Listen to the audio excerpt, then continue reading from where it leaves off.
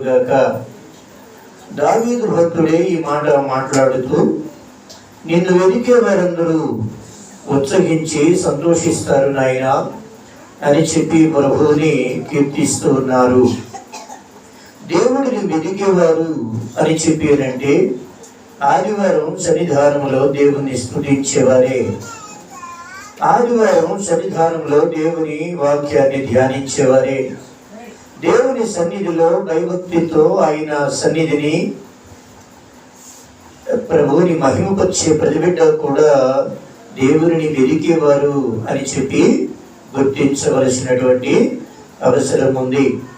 ఇక్కడ గ్రంథంలో భక్తులు తెలియజేస్తున్న మాటను గమనించినప్పుడు దేవుడిని వెదికేటటువంటి మనస్సు ఏ భక్తులైతే ఏ బిడ్డలైతే కలిగి ఉంటారో వారు ప్రతి ఒక్కరూ కూడా దేవుని ఎక్కువగా కూడా ఆయనతో సహవాసం చేసేటటువంటి వారై ఉంటారు. ఎవరు యేసు ప్రభుతో సహవాసం చేసేవారుగా ఉంటారో వారే దేవుని వెదికేవారు. అయితే ఇక్కడ మనం గమనించాల్సినటువంటి మాట ఏంటి అంటే, దేవునితో సహవాసం చేసే ఆ యొక్క విశ్వాస ప్రయాణంలో అది ఉపవాస ప్రార్థన అను, అది సమిష్టి ఉపవాస ప్రార్థనలు అను, దానిని నువ్వు ఏ పేరుతో పిలిచినప్పటికీ కూడా యేసు ప్రభుతో కూడా సహవాసం చేయటం అనేది ఈ మానవ జీవితానికి అత్యంత ప్రాధాన్యత కలిగినటువంటి సంగతి. స్తోత్రం. యేసు ప్రభుతో సహవాసం చేయటం అనేది ఈ భూమి మీద అత్యంత ప్రాముఖ్యమైనటువంటి సంగతి అయి ఉన్నది.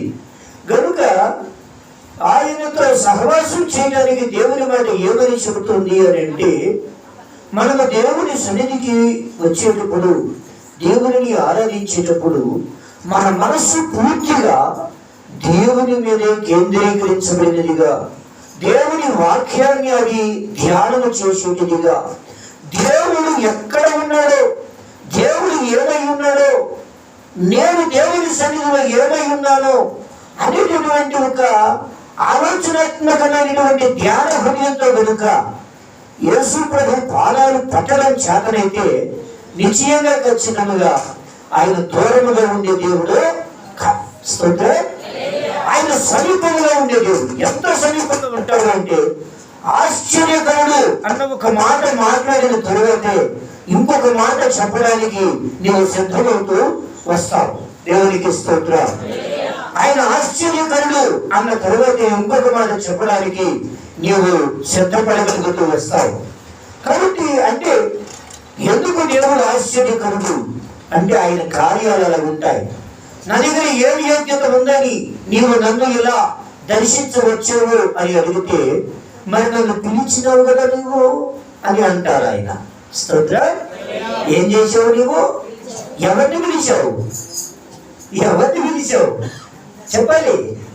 దేవుడిని పిలిస్తే ఆయన నీ దగ్గరికి వచ్చి ఏంటి అని అంటే నువ్వేమంటావు అంటే, నా దగ్గర ఏమి యోగ్యత ఉందని మీరు వచ్చారు నాయన. స్తోత్రం. నా దగ్గర ఏమి యోగ్యత ఉందని నీవు వచ్చావని అంటావు ఖచ్చితంగా. కానీ ఆయన ఏమంటాడంటే, పిలిచావు కదా. ఏమంటారు ఆయన? స్తోత్రం.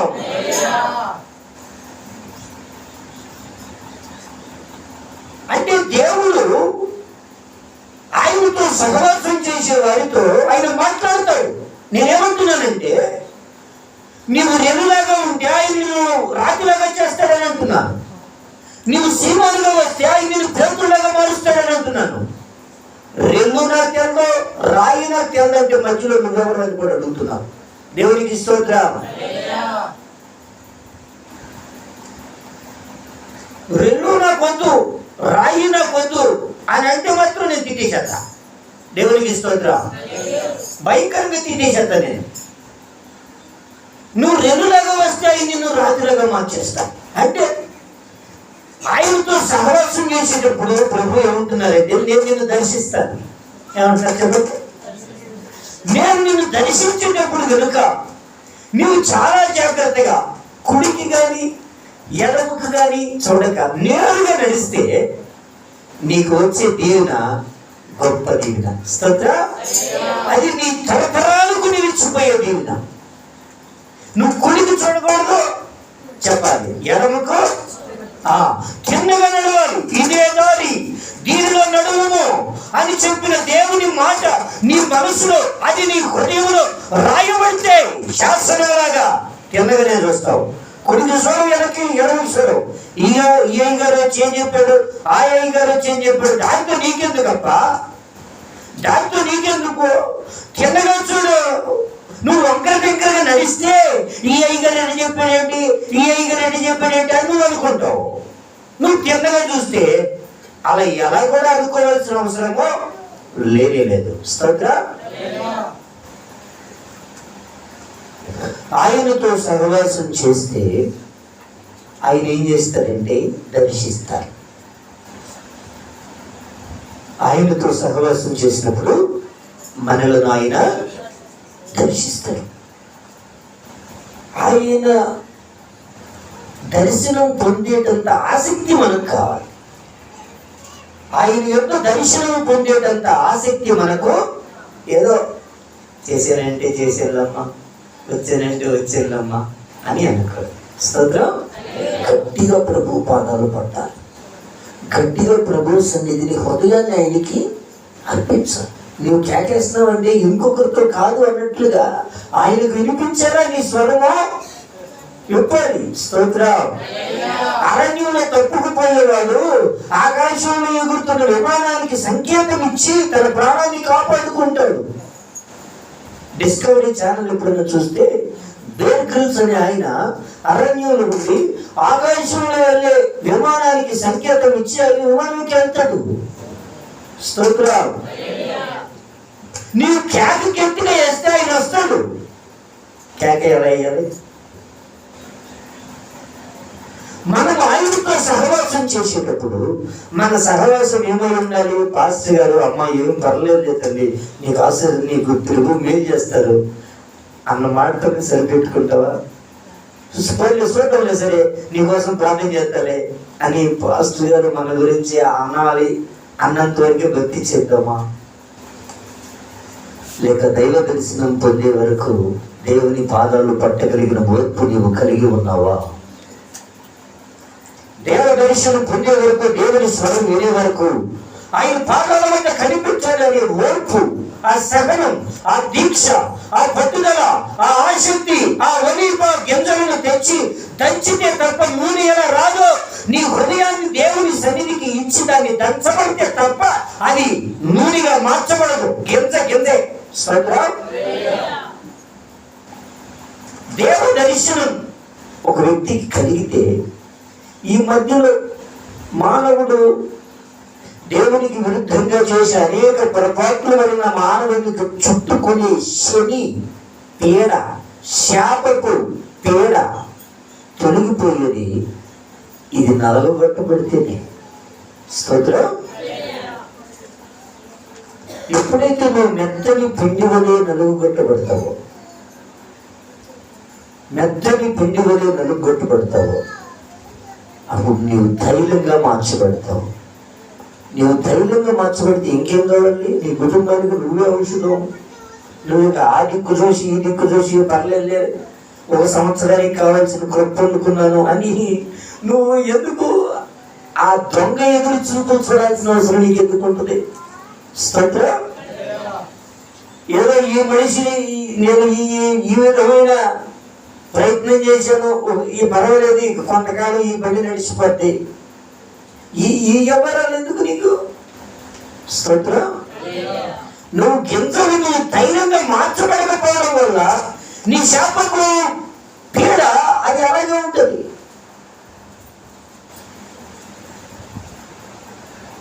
దైవ సన్నిధికి వస్తున్నటువంటి మనము గమనించాలి. అంటే శాపాలు మాకే ఉన్నాయా, నీకే ఉన్నాయా అని అంటే ఎవరికి ఉన్నాయి అని కాదండి. మానవ జీవితంలో మనం దేవుని వలన దర్శించబడగలం. దేవుడు దర్శిస్తారు. నిన్ను వెనుక వారందరూ నిన్ను గురించి ఉత్సహించి సంతోషించుదురుగాక. కీర్తనల గ్రంథంలో భక్తుడు అన్నాడు, ఇరుకులో ఉండి నేను దేవునికి మొరపెడితే విశాలతకు ప్రభు నన్ను నడిపించాడు. స్తోత్రం. ఇరుకులో ఉండి మొరపెట్టాను, విశాలతకు దేవుడు నన్ను నడిపించాడు. అప్పుడు ఏం చేస్తావు? అప్పుడు చేసేది ఏంటంటే, కీర్తనలో దైవజనుడు చెప్పినాడు కదా, నిన్ను వెలుగువారందరూ నిన్ను గూర్చి ఉత్సహించి, ఎప్పుడైతే విశాలతకు భక్తుడు పోయాడో అప్పుడు ఏం చేస్తాడు? సంతోషంగా సంకలం పెట్టుకుంటా ఆర్భాటంతో ప్రభుని స్తుతిస్తూ ఆరాధిస్తాడు. దానికే యేసయ్య గారు పేరు పెట్టినారు ఆనంద కీర్తనలు అని. ఎప్పుడు భక్తుడు ఆనందంతో ప్రభువుని ఆశీర్వదిస్తాడంటే, ప్రభువు యొక్క దీవెనను తాను సంపూర్ణముగా పొందుకున్నప్పుడు. స్తోత్రం. ఎప్పుడైతే దేవుని ఆశీర్వాదాన్ని అతను పొందుకుంటూ వస్తాడో అప్పుడు ఆ భక్తుడు ఉత్సాహంతో ప్రభువుని ఆరాధిస్తాడు. అందుకే ఎప్పుడు ఒక వ్యక్తికి ఉత్సాహం వస్తుంది, ఎప్పుడు ఒక భక్తుడు దేవుని మహిమపరుస్తూ వస్తాడు, ఆయనతో సహవాసం చేసే మనం ఆయన రూపంలోనికి మార్చబడే వరకు ఆయనను వెంబడిస్తూనే ఉండాలి. ప్రభు సన్నిధిలో ఈ హృదయాన్ని అర్పిస్తూనే ఉండాలి. ఒకటే దేవుని సన్నిధి చెప్పేది, ఇప్పుడు దాకా నువ్వు ఎంత మారావు, ఇంకా ఎంత మారాలి. ఇది ఒకటే అడిగి నువ్వు ఏ రోజు దేవుడి గుడికి వచ్చినా. స్తోత్రం. మనం పోయే వరకు కూడా నన్ను నిన్ను దేవుని సన్నిధి అనేది ఏంటంటే, ఎంతవరకు మారావు, ఇంకెంత మారాలి. పాస్టర్ గారు నిన్ను కూడా అంటే నన్ను కూడా. ఎందుకనంటే క్రీస్తు స్వరూపంలోనికి ఒక వ్యక్తి మారు వరకు వాడు సచ్చేదాకా దేవుని వాక్యము, దేవుడు చెప్తున్న మాట ఎంతవరకు మారావు, ఇంకా ఎంత మారాలి. స్తోత్రం. ఆయన రూపము మనలో ఏర్పడే వరకు. శిలనైన నన్ను శిల్పిగా, చెప్పనమ్మా, శిలనైన నన్ను శిల్పిగా మార్చు. ఆయన మనకు ఒక రూపం ఇచ్చే వరకు మన హృదయ ధ్యానం అంతా యేసు ప్రభువై ఉండాలి. ఆయన యొక్క సన్నిధి అయి ఉండును గాక. స్తోత్రం. ఆయన సన్నిధి అయి ఆయన ధ్యానముగా ఎప్పుడైతే కలిగి ఉంటామో అప్పుడు నిశ్చయంగా ఖచ్చితంగా ప్రభు మాటలు చెప్తున్నాయి కదా, దేవుడు తన బిడ్డలతో మాట్లాడుతాడు. దేవుడు నీతో దర్శనం ద్వారా మాట్లాడాలి, కళ ద్వారా మాట్లాడాలి, వాక్యం ద్వారా మాట్లాడాలి, దైవజనుని ఉపదేశం ద్వారా మాట్లాడాలి. ఈ విధంగా దేవుడు ఏ విశ్వాసంతో మాట్లాడుతూ వస్తాడో వారిని మాత్రమే నిజంగా దేవునికి నమ్మకమైన విశ్వాసులం. కాకపోతే నేను ఆ విధంగా మార్చబడడానికి ఏం చేయాలా అనే కృషి, తపస్సు నువ్వు ఖచ్చితంగా చేయాల్సిందే. లేకపోతే ఎట్లాగో ఆ చేప పొలుసులు పోకుండా అది కూరకెట్లా పనికి వస్తుందరా. స్తోత్రం.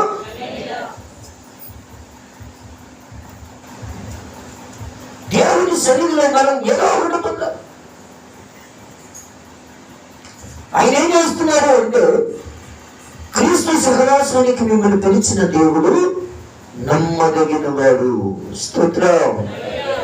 క్రీస్తు సహవాసంలో మనం ఉంటున్నాం. ఆ ప్రభువు మనల్ని ప్రేమిస్తున్న వారు ఉన్నారు. ఆయన కనికరం కలిగిన వారు, దయ కలిగిన వారు, నీ ప్రతి పరిస్థితిని కూడా ఆయన చూడగలిగిన వారు. మనమే ఏంటంటే ఎంతకాలం కూడా ఒక చిన్న బిడ్డలాగా ఉండాలి అని అనుకోకూడదు. స్తోత్రం. నేను ఇంతేలయ్యా అదేలయ్యా అని కాకోకుండా నువ్వు ఒక అడుగు ముందుకేసి ప్రభు యొక్క మాటల్ని, ప్రభు యొక్క ఆ యొక్క దైవ ధ్యానాన్ని నీవు శ్రద్ధతో కనుక చేసే వ్యక్తి అయితే ఏ స్థితిలో నీవు ఉన్నా దేవుడు మాత్రం దర్శించక ఉండడు అని నేను ప్రకటిస్తూ ఉన్నాను చాలా గట్టిగా. స్తోత్రం.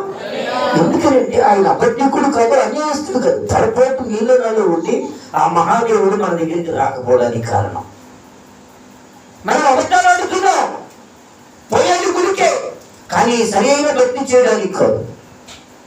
ఉచ్చరిస్తుంది చేస్తున్నామే, కానీ అది ఆయన హృదయానికి ప్రీతి కలిగించే అంతగా కాదు అని మనకు తెలుస్తున్నప్పుడు ఎందుకు శ్రద్ధగా చేయకూడదు అని అడుగుతున్నా. స్తోత్రం. అది ఆయన మనసుకు ప్రీతి కలిగించేంతగా నేను చేయడానికి ఇంకా నేనేం చేయాలంటే దాన్ని ఉపవాసం అంటారు. ఏటిని పట్టుకుని వేలాడుతున్నావో వాటిని కొంచెం ఇడిచిపెట్టుకుని కుదిరితే చాలు, ఆయనతో నీవు ఎలా తెలుగులాడాలో వచ్చేస్తుంది. స్తోత్ర. కొన్నింటిని పట్టుకుని ఏడాడుతున్నావు. ప్రభువా ఇది ఆ పని ఉంది, ఈ పని ఉంది, ఆ పని ఉంది, ఏ పని ఉంది మార్గం వెళ్ళి తెగలిగేస్తున్నావు. మళ్ళీ చివరికి వేసిపోయినకి వచ్చి నువ్వేనా శరణమయ్యా, నువ్వేనా సర్వస్వమయ్యా, నువ్వు లేకపోతే నేనంటే బతుకుతాను ప్రభా అని వేసిపోయాడు అన్నావు. ఆయన కూర్చొని కూర్చుంటున్నాడు. ఆయన అక్కడే కూర్చోబెడుతున్నావు. మళ్ళీ అట్టే వెళ్తావు. ఎప్పుడుకో చాలా ఎప్పుడుకో కూడా ఆయన కనపడవు, తిరుగుతా ఉంటావు. ఏది రానంటే దగ్గర కూర్చుంటేనేమో మరి అనుకుంటున్నాడు, దూరం కూర్చునేమో మార్కం అనుకుంటున్నాడు. ఏదిరా నీ పరిస్థితి ఏంటి? స్తోత్రం చెప్పు. నువ్వు దగ్గర కూర్చుంటేనేమో మరి అనుకుంటున్నాడు అమ్మ నిన్ను, ఊళ్ళోకి పోతే మార్గం అనుకుంటున్నాడు. ఊళ్ళో పనులన్నీ నీయే. నాకు ఆ పని ఉంది, ఈ పని ఉంది, అది ముఖ్యమే ఇది ముఖ్యమే అని చెప్పి నా ప్రియ సహోదరులారా, ప్రభువును పట్టుకునే విషయంలో కొంచెం అంతా శ్రద్ధతోనూ పట్టుదలతోనూ ఆయన పాదాల వద్ద నీ హృదయాన్ని ఇచ్చేదాను అయితే నీవెక్కడున్నా దైవస్తుతియే చేస్తావు. స్తోత్రం చెప్పు. నువ్వు ఏమి చేసుకుంటున్నా దేవుని నామస్మరణే చేస్తావు. మనకి దైవజనులు నేర్పించింది, నువ్వు ఎంత పని పట్లు చేసుకున్నా కూడా ప్రభువుని కీర్తిస్తూ ఉండవచ్చమ్మా అని చెప్పినారా? స్తోత్రం చెప్పండి. నిజంగా మరి ఆ ప్రభుతో సహవాసం ఉంటే చేయగలుగుతారు. ప్రభుతో సహవాసం ఉంటే చేయగలుగుతారు.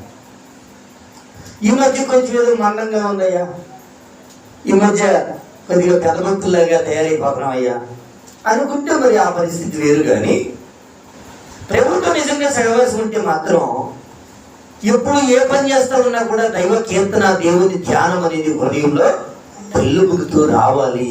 స్తోత్రం. హల్లెలూయా. దేవుని వాక్య విషయంతో ఆయనను వెతుకువారుగా మనము ఉండాలి. ఆయనతో సహవాసం చేసేవారుగా ఉండాలి. దేవుని మాటలు వినిపిస్తూ ఉన్నప్పుడు దాన్ని ఎప్పుడూ కూడా లౌకికంగా చూచే మనస్సు కలిగి ఉండకూడదు. స్తోత్రం. లౌకికంగా చూసే మనసు కలిగి ఉండకుండా ఆత్మీయంగా దేవుని మాటలు చూడాలి అని ఆసక్తితో కనుక ఉండినప్పుడు దేవుని మాటలు శ్రద్ధగా ధ్యానం చేయటం అనేది సాధ్యమవుతూ వస్తుంది. స్తోత్రం. దేవుని మాటలు అవసరంతో ఉన్నాయి అని అంటే మనం ఆయన్ని వెతుకుతూ ఉంటే ఆయన నిశ్చయంగా మనకు కనిపిస్తారు, మనతో మాట్లాడతారు. దేవుని ఎందుకు వస్తాడు అన్నా పాస్టర్ గారు, ఆయన మనతో మాట్లాడటం ఏంటంటే ఆయన మనతో ఏమిటండి? ఆయన మనతో మాట్లాడడం ఏంటి? దేవుడు అంటే చాలా గొప్పవారు, మనమేమో సామాన్యమైన మనుషులు, మనతో ఆయన ఎలా మాట్లాడతాడు? కానీ దేవనరుడుగా భూమి మీదకు దిగి వచ్చిన నా రక్షకుడైన యేసుక్రీస్తు ప్రభుల వారు మనతో మాట్లాడడానికి ఆయన నరవతారిగా భూమి మీద పుట్టి ఆయన మన కొరకు జీవించి శిలువ యజ్ఞం చేసి 2000 సంవత్సరాలు గడిచినా కూడా ఈ రోజుకి కూడా ఆయన ఒక మాటను పలుకుతూ ఉన్నారు, నేను నీతో సహవాసం చేయడానికి అభ్యంతర పడేవాడును కాదు. స్తోత్రం. నువ్వు ఎక్కడ? నువ్వు మహాదేవుడు కదా, మేము మానవుడు కదా, నువ్వు మాతో మాట్లాడడం ఏంటి, మాతో సహవాసం చేయడం ఏంటి అనే మనస్సు మనకు రాకుండా ఉండును గాక. దేవుడు అంటే ఆయన పరిశుద్ధుడు కదా. దేవుడు అంటే ఆయన ఎవరితో ప్రవక్తతో మాట్లాడతాడు, నాతో ఎలా మాట్లాడతాడు? హృదయ శుద్ధి గలవాడు ధన్యులు. శుద్ధమైన హృదయాన్ని కలిగి ఉంటే, శుద్ధమైన హృదయాన్ని కలిగి ఉంటే ప్రియ సహోదరులారా, ప్రభు ఖచ్చితంగా మార్గదర్శిస్తాడు. ఎప్పుడైతే దేవుని యొక్క ఆ యొక్క భాగ్యాన్ని మనం పొందుకుంటామో ఈ మానవ జీవితం ధన్యమైపోతుంది, అది పునీతమైపోతాం. దేవుడు తన చేతిని పేతుల మీద వేస్తే ఆయన ఎటువంటి వ్యక్తిగా మార్చబడ్డాడు? Saint Peter. భూమి మీద అక్షరాలతో వ్రాయబడిన మాటలు అవి, సెయింట్ పీటర్. స్తోత్ర. దానికి ఎంత పేరుంటుందో తెలుసా? ఆ మాటకి ఎంత విలువ ఉంటుందో తెలుసా? దేవుడు తన చేతిని ఒక వ్యక్తి మీద వేస్తే ఆ వ్యక్తి పూర్తిగా మర్చిపోతాడు. నేనేమంటున్నానంటే, నా దగ్గరికి ప్రభు రాడు, నన్ను ఎందుకు దర్శిస్తాడు అని కనుక నీవు అనుకుంటూ ఉంటే ఆ మాట అనొద్దు అని అంటున్నాను. ఆ మాట అనొద్దు. మనల్ని ఆ మాట అనిపించే కొన్ని కారణాలు ఉన్నాయి, వాటిని చూసుకుందాం. కదా బురద అంటే కదా నిన్ను ఉతుక్కున్నావు అని తెలిసేది. ఆ బురదను ఎప్పుడు ఉతుక్కున్నావో, శుద్ధం చేసుకున్నావో, అనగా నిన్ను వెనక్కు లాగుతూ ఉన్నది నీకు ఎప్పుడైతే తెలుస్తుందో దాన్ని విడిచిపెట్టుకోవాలన్న శ్రద్ధ కూడా అప్పుడే కలుగుతుంది. స్తోత్రం. దేవుడు ఏంటి నన్ను దర్శించడం ఏంటి, దేవుడు ఏంటి నాతో సహవాసం చేయడం ఏంటి అనే న్యూనతా భావం మనకు రానివ్వద్దు. ఆయన నిన్ను దర్శించగలడు, నీతో మాట్లాడగలడు, నీతో నడవగలడు. నువ్వు కేవలం ధైర్యం చేసుకుని ఏదో చిన్న గ్యాప్ అంతే, అప్పుడు దాకుంటున్నావు దైవ సన్నిధిలో. ఇంకా కొంత ఓపిక కనిపెట్టి ప్రభు నీ యొద్దకు రావడం నువ్వు చూడగలవు. నీ ప్రార్థన నేత్రములతో ఆయన నీ యొద్దకు రావడాన్ని నువ్వు చూడడానికి ఇంకా కొంచెమే సమయం ఉంది. ఆయన అలా ఎక్కడానికి నువ్వు లేచిపోతావు. స్తోత్రం. ఆయన నీ ప్రార్థన విని నిన్ను దర్శించడానికి వస్తాడని అక్కడి నుంచి లేచి ఎక్కడికి వెళ్ళిపోతావు ఇట్రా. స్తోత్రం. అప్పుడు దాకా కనిపెట్టి దేవుని కొరకు ప్రార్థించి నీవు ఇంకా కొంచెము ఓపికగా ప్రభు సన్నిధిని వెదకిని ఎడల, ఆయన నామాన్ని ఉచ్చరించిన ఎడల, ఉపవాసముతో దేవుని తట్టు చూచిన ఎడల లోకమునైనను లోకములు ఉన్న వాటినైనను నేను ప్రేమించను. కొందరైతే రథములను బట్టియో గుర్రములను బట్టియో అతిశయింతునేమో గాని నేనైతే నా దేవుడైనా యెహోవా యందే అతిశయిస్తాను. వాళ్ళకు అవి ఉన్నాయి ఇవి ఉన్నాయి అని చెప్పి వారు అనుకొని నేను కూడా అలాగే అనుకునే వ్యక్తిగా ఉండను ప్రభువా. స్తోత్రం చెప్పు. స్తోత్రం చెప్పు. నేను కూడా అలాగే అనుకున్నాను. వారికి ఉండని నేనైతే నా సమస్తానికి ఆధారమైన నిన్నే నా సమస్తానికి గొప్పగా భావిస్తాను. నాకున్న వాటన్నిటికంటే, ఏం లేకపోయిన వాటికంటే నీవు గొప్పడివి. దేవుడు ఎంత గొప్పడు? నీ చుట్టూ రాజు అవ్వచ్చు, నీ చుట్టూ బాగా ధనం ఉన్నవాడు అవ్వచ్చు, స్థితివంతుడు కావచ్చు, నీ చుట్టూ ఒక స్థాయిలో ఉన్న వ్యక్తి కావచ్చు. కానీ వానికంటే నీవు కలిగి ఉన్న దేవుడు నీకు సమస్తమును దయచేయవు. నీ కొరతలన్నీ తీర్చగలిగిన వాడు. స్తోత్రం చెప్పండి. అంటే కొందరైతే రథములను బట్టి గుర్రములను బట్టి అత్యంతులేమో కానీ నేనైతే నా ప్రభువైన యెహోవా యందే రక్షించబడిన ప్రతి విశ్వాసి కూడా నీ రక్షణకు ఆధారమైన యేసు ప్రభువుని పట్టుకుని స్తుతి స్తోత్రం శరణమని పొద్దు నుంచి సాయంత్రం దాకా ఈ మాట ఒక్కటి చాలు నువ్వు నీ జీవితం ధన్యమైపోవడానికి. స్తోత్రం. ఆయన కంటే గొప్పది లేదు. వండి అన్ను అనుకుంటే అదే నిన్ను ఏడిపించే పెద్ద సమస్య. చూసుకో, ఆయన కంటే గొప్పదిగా నువ్వు దేన్ని భావించిన కనుక దేవుడే సర్వస్వం. ఆ సర్వస్వమైనటువంటి దేవుని సన్నిధానంలో ప్రియ సహోదరులరా, ఆయన దర్శించే వరకు మనం ఆయన సన్నిధిని ఏం చేయాలమ్మా? కనిపెట్టాలి. ఆయన దర్శించే వరకు ఆయన సన్నిధిని కనిపెట్టేటటువంటి ఆ యొక్క మనస్సు కలిగి ఉండడానికి మనకు జ్ఞానం తెలిస్తే మనం ఏం చేస్తామంటే ఆ దిశగా ప్రార్థన చేయగలుగుతాం. సొలొమోనుకు ఒక సంగతి తెలుసు. ఏమిటి అని అంటే, ఈ రాజ్యాన్ని పరిపాలించడానికి నాకు జ్ఞానము చాలదు కనుక నేను దేవుని జ్ఞానము అడిగితే ఆయన వద్ద అది సరిగా ఉంటుంది అని చెప్పి తాను దేవుని సన్నిధిలో ప్రార్థన చేస్తూ, ప్రభువా ఈ సువిశాలమైన రాజ్యాన్ని పరిపాలించడానికి నాకు జ్ఞానము దయచేయండి నాయనా అని ప్రార్థన చేశాను. ఈరోజు మనం దేవుని సన్నిధానంలో మనకు ఏది అవసరమో దానిని వచ్చి ప్రార్థించినట్లయితే ప్రభు వద్ద కృప పొందుతాము. స్తోత్రం. ఇవాళ ప్రభు వాక్యం మనతో ఈ విధంగా మాట్లాడుతూ ఉంది. నువ్వు ఏ దేవునితో సహవాసం చేస్తున్నావో ఆయన నిన్ను దర్శించే వరకు కూడా పట్టుబడుక ఆయన సన్నిధిలో నీ హృదయాన్ని ఉండనివ్వు. ఆయన సన్నిధిలో నీ హృదయాన్ని ఉండనివ్వు. నీ ఏకాగ్రతలో ఆయన వైపుకి ఇంకా అలాగే చూస్తూనే ఉండు. దేవుని వైపుకి చూసిన ఎడల భక్తుడన్నాడు, కొండల తట్టు నేను కరుణెత్తుచున్నాను, సహాయం నాకు ఎక్కడి నుండి.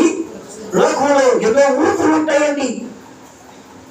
ఈ ప్రయాణంలో ఈ నదికి అది ఎన్నో ఊపులను కలిగి ఉంటుంది. కనుక చాలా జాగ్రత్తగా దేవుని మార్గంలో నడుచుకుంటే తప్ప ఒక వ్యక్తి సురక్షితంగా ప్రయాణం చేయడం అనేది సాధ్యమవుతూ ఉంటుంది. ఒక వ్యక్తి తన ప్రయాణంలో సురక్షితంగా పోవాలి అని అంటే ఆ వ్యక్తి కేవలం ఆత్మీయ జ్ఞానాన్ని మాత్రమే నమ్ముకోవాలి, వెంబడించాలి. ఆత్మీయ జ్ఞానానికి మినహాయించి దేవుని తను ఆశ్రయించినా కూడా అది ఊబరు సుడిగుండం వద్దకు తనను తీసుకుని వెళుతుంది. స్తోత్రం. దేవుని మాటలు ఈ మధ్యాహ్నం మనతో ఏమని చెప్తున్నాయి అని అంటే, ప్రియ సహోదరులారా, నీవు ప్రార్థిస్తూ ఉన్న దేవుడు, నీవు వెంబడిస్తూ ఉన్న దేవుడు నీతో మాట్లాడడానికి ఇష్టం కలిగిన వాడై ఉన్నాడని ప్రకటన చేస్తూ ఉన్నారు. ఆ దేవుడు మనతో మాట్లాడేటట్లుగా, ఆ దేవుడు మనల్ని దర్శించేటట్లుగా మొదట ఉపదేశాన్ని మనం ప్రేమించే వారంగా ఉండాలి. ఉపదేశాన్ని ఎలాగ ఉండాలి? దేవుడు మనకు వరం ఇచ్చే వరకు ఒక రకంగా, దేవుని వద్ద ఆ వరం పొందుకున్నటువంటి ఇంకొక రకంగా ఉంటే, సౌలు రాజుగా అభిషేకించే వరకు ఒక రకంగా, అభిషేకించిన తర్వాత ఇంకొక రకంగా, దేవుడి దగ్గర ఒక కృప పొందేటప్పుడు మనము ఆయన సన్నిధికి భిన్నమైనది ఆలోచన చేసేవారము కానే కాము. స్తోత్రం. ఆయన సన్నిధికి వ్యతిరేకమైనటువంటి ఆలోచనలు కలిగి ఉండే వారంగా ఉండకూడదని వాక్యం చెప్తూ ఉంది. కానీ ఆయన దర్శనం పొందే వరకు కూడా, ఆయన వద్ద కృప పొందే వరకు కూడా కనిపెట్టి ఆయన సన్నిధిలో ప్రార్థించవలసిన అవసరత మన మీద ఎంతో ఉంది. కొండల తట్టు కళ్ళెత్తుతున్నాను, నాకు సహాయం ఎక్కడి నుండి? యెహోవా వద్ద నుంచే నాకు సహాయం దొరుకుతుందని దావీదు తన కరుణను నేరుగా పాస్టర్ గారి వైపు ఎక్కాడు. ఎక్కలేదు. స్తోత్రం. తన కరుణను నేరుగా దేవుని వైపుకి ఈరోజు నువ్వేం చూస్తున్నావు? దైవ సేవకుడు ఉపదేశం అని అనుకుంటున్నావా? నువ్వు మంచి పారిశ్రమకున్నాడు అని దానితో సరిపెట్టుకుంటే నువ్వు ఎటు చూస్తున్నావు? యెహోవా వైపుకి చూడటం లేదు. రోడ్డు బాగుందని రోడ్డే నమ్ముకుంటావా? స్తోత్రం. మా పాస్టర్ బాగున్నాడని మా పాస్టర్ నేను నమ్ముకుంటే దేవుడు ఎక్కడ నీకు కనపడేది? స్తోత్రం. నీవు చూడవలసింది నేరుగా దేవుడి వైపుకు, దేవుడి వైపుకి నేరుగా ఆ పరలోకమందున్న దేవుడిని కనుక చూడడానికి నువ్వు ఇష్టపడితే అటు గంతు ఇటు గంతు అటు గంతు వేయవలసిన అవసరత లేనే లేదు. స్తోత్రం. నీవు నేరుగా దేవుడి వైపు చూడడానికి ఇష్టపడితే ప్రభు అంటూ ఉన్నాడు, ఆయన దర్శించడానికి వస్తాడు. ఎరుకలో నీకు విశాలతను కలుగు చేస్తాడు. నీ సమస్యల నుంచి నీకు ప్రభువు జయించడానికి ఇష్టపడతాడు. ఒక విశ్వాసిగా నీ ఇంట జయ జెండా ఎగరవేసేటట్లు ఆయన చేస్తాడు. ఆశీర్వాదపు మాటలు చెప్పినప్పుడు నీ మనసు ఉత్పత్తితో నేను ఒక మాట చేస్తున్నాను, నీ మనసు దేవుని వైపుకు చిన్నగా చూడని. ఎప్పుడు నీ ఇంటి మీద జయ జెండా ఉంటుంది, దానికి నీ మాట సాక్ష్యంగా ఉంటుంది. స్తోత్రం చెప్పాలి. హల్లెలూయా.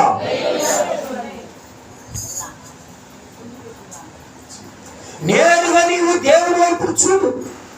నీ దృష్టి నేరుగా దేవుడి వైపు చూడని.